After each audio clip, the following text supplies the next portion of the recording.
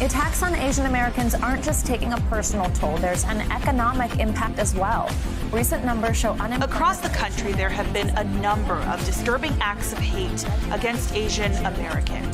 As reports of coronavirus have spread across the U.S., so have incidents of anti-Asian violence. Throughout the whole pandemic, many news stations such as NBC and PBS, two of the news stations we just heard, that reported on the amount of Asian hate and crimes that occurred over the past couple years. I am sitting down with both hosts and a special guest, Emilia, Caitlin, and Angie, all to discuss about this specific topic. My name is Caitlin Lambe. I'm a senior. My major is communication, and I'm concentrating in public relations, and my minor is cultural anthropology. I'm also a co-host of the LWGRC podcast. Hi everyone, I'm Emilia O'Neill. I'm a junior here at Manhattan College with a double major in psychology and Spanish and a minor in digital arts and humanities. And I'm also the other co-host with Caitlin of the LWGRC podcast. Hi guys, my name is Angie. I'm from Los Angeles, California, and I've recently moved here to New York City to attend Manhattan College. I'm a senior currently. My major is communication with a minor in poli-sci and sociology, and it's just super cool. What are your general thoughts on the Asian community and how they were treated prior to the pandemic?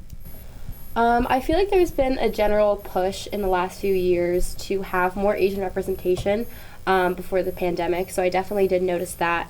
But I also acknowledge that we still have a long way to go in terms of visibility, but also in terms of education to people who are not Asian. There's still that very real sort of model minority stigma, and I personally have experienced microaggressions. So what was it like being from the Asian community during the pandemic?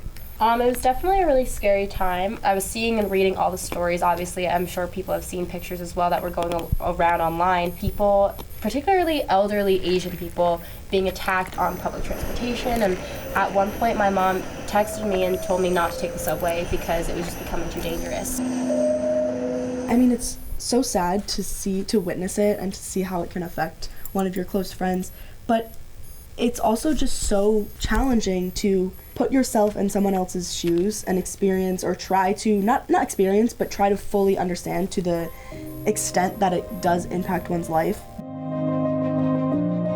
China government currently, there was an NBC News article that recently talked about their recent COVID lockdown. Some of the hunger that was shown on social media was about people sharing videos about empty fridges and people screaming through their windows, which I think we saw through in the beginning of the pandemic as well.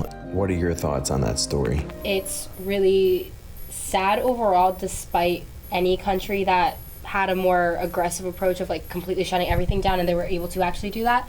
It's sad to see the disparity in who gets proper resources and support during that time. Yeah, I mean, that's like so completely devastating. It could have been us, you know, like it could have been anybody and stuff. So like no one deserves to go through that. And I think we need to learn how to be like more compassionate and stuff, even like when, especially like during like really, really troubling times like that, you know? I was just wondering if you knew any resources that you would provide to Asian community. A resource that Amelia and I used was stopaapihate.org. That's a great resource. So did you have any final thoughts before we wrap up? No, I just want to thank you for interviewing us today and asking us these amazing questions. Thank you so much for having us, Chris. Thank you.